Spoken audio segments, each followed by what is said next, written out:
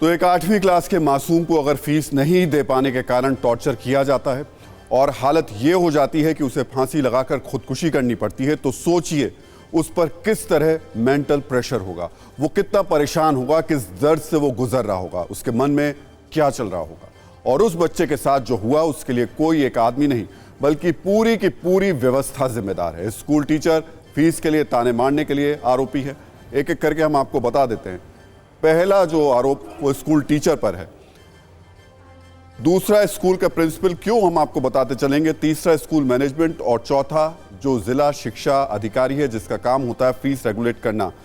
अगर कोई बच्चा फीस नहीं दे पा रहा, आप उसको ताने मारेंगे और ताने मारने के बाद किस स्थिति तक बच्चा पहुंच सकता है, इसलिए हमने पहली जिम्मेदारी स्कूल टीचर की रखी। दूसरा स्कूल के प्रिंसिपल की जिम्मेदारी बनती है।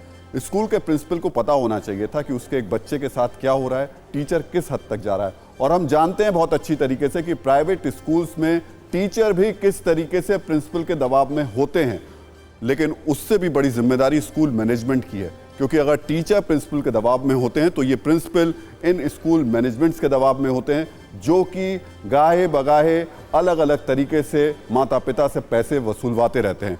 और उससे भी बड़ी जिम्मेदारी जिला शिक्षा अधिकारी की बनती है कि ये लोग आखिर करते क्या रहते हैं। अगर प्राइवेट कॉलेजेस इस तरीके की मनमानी कर रहे हैं, क्या इस देश में किसी राज्य में ये सिस्टम है कि कोई जिला शिक्षा अधिकारी उस जिले के प्राइवेट स्कूलों में जाकर भी ये पता करे कि वो लोग क्या कर रहे हैं। फीस का ये फंदा सिर्फ किसी एक जिले का या किसी एक शहर में नहीं है। हम आपको यूपी के उन्नाव का वीडियो भी दिखा देते हैं, जिसमें एक प्राइवेट स्कूल में फीस न जमा करने की वजह से बच्चों को गेट से बाहर खड़ा कर दिया गया था। तब 5वीं क्लास में पढ़ने वाले बच्ची ने अपना दर्द बयां किया था। इस वीडियो के वायरल होने के बाद शासन प्रशासन की नींद जागी, स्कूल के खिलाफ एक्शन लेने का भरोसा दिया गया। खुद बीजेपी के सांसद वरुण गांधी ने भी इस वीडियो को शेयर किया था, लेकिन तस्वीर नहीं बदली, सोच नहीं बदली। पूरा दिन खड़ा रखा। कौन स्कूल में पढ़ती हो?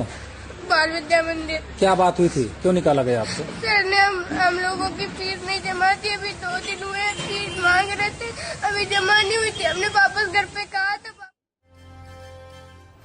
तो गाजियाबाद और उन्नाव तो सिर्फ जगहों के नाम है, लेकिन सच्चाई यह है कि पूरे देश में प्राइवेट स्कूलों की बढ़ी हुई फीस लोगों के लिए एक बड़ी समस्या है। सरकारें समय समय पर इससे निपटने के काम करने का दावा भी करती हैं। 2018 में यूपी सरकार ने प्राइवेट स्कूलों की फीस तय करने के लिए एक अध्यादेश भी जारी किया था, जिसके बाद यूपी के प्राइवेट स्कूलों में फीस जमा करने का एक तय नियम बनाया गया। लेकिन ज्यादातर स्कूल नियमों की अनदेखी करते हैं। स्कूलों की फीस तय करने में महंगाई एक आधार है। इस नियम के हिसाब से यूपी में प्राइवेट स्कूल हर साल 8 से 10% फीस बढ़ा सकता है, लेकिन हकीकत यह है कि प्राइवेट स्कूल 15 से 20% तक फीस को बढ़ा देते हैं। नियम है कि स्कूल 15% से ज्यादा डेवलपमेंट चार्ज नहीं ले सकते, लेकिन ज्यादातर स्कूल इस नियम को नहीं मानते हैं। नियम है कि school dress, personality development fees, tour fees optional होंगे, इसे जबरन नहीं लिया जा सकता।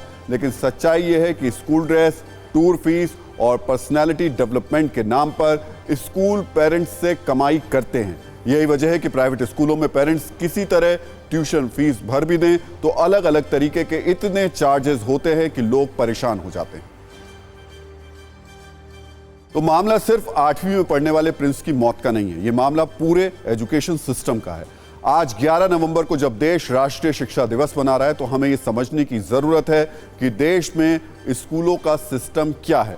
भारत में मुख्य तौर पर जब हम देखेंगे तो सरकारी स्कूल और प्राइवेट स्कूल ये दो ही इस व्यवस्था का हिस्सा हैं। सरकारी स्कूल जो सरकार द्वारा संचालित हैं और प्राइवेट जो निजी रूप से या ट्रस्ट के जरिए संचालित किए जाते हैं।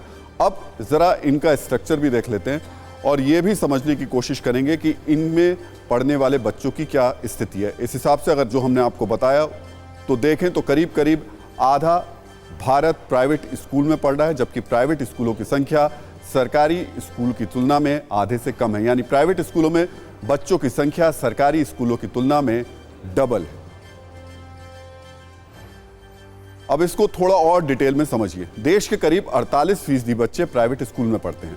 प्राइवेट स्कूलों में पढ़ने वाले 70% बच्चे 1000 रुपए प्रति माह से थोड़ा कम फीस देते हैं, जबकि 20% बच्चे 2000 रुपए प्रति माह से ज्यादा फीस देते हैं।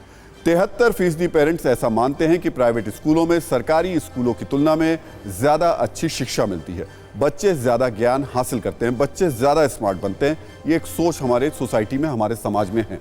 अब जब 70% पेरेंट्स ये मानते हैं कि प्राइवेट स्कूलों में अच्छी शिक्षा मिलती है, बच्चों को बेहतर एनवायरनमेंट मिलता है, बच्चे ज्यादा सीखते हैं, तो इसका फायदा ये हुआ कि पिछले 50 सालों में देश में प्राइवेट स्कूलों की संख्या तेजी से बढ़ी।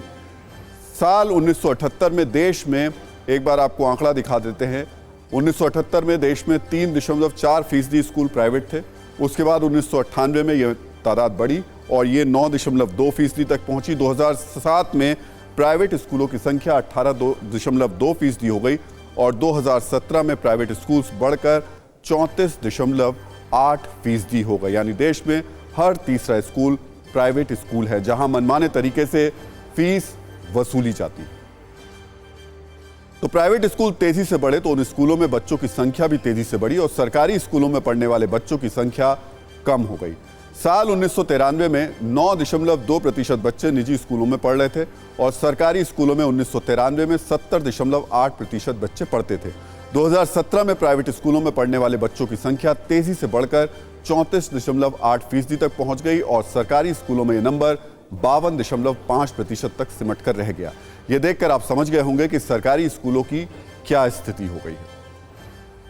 यानी शुद्ध रूप से शिक्षा को पैसे कमाने का जरिया बना लिया गया। फीस इतनी ज्यादा हो गई कि कई बार माता पिता इसे चुकाने में भी असमर्थ हो जाते हैं, जिसकी वजह से बच्चों की पढ़ाई तक बंद हो जाती है। एक रिपोर्ट के मुताबिक 2021 में 40 लाख बच्चों ने निजी स्कूल छोड़े हैं, जो भारत के स्कूली छात्रों के 4% से ज्यादा है।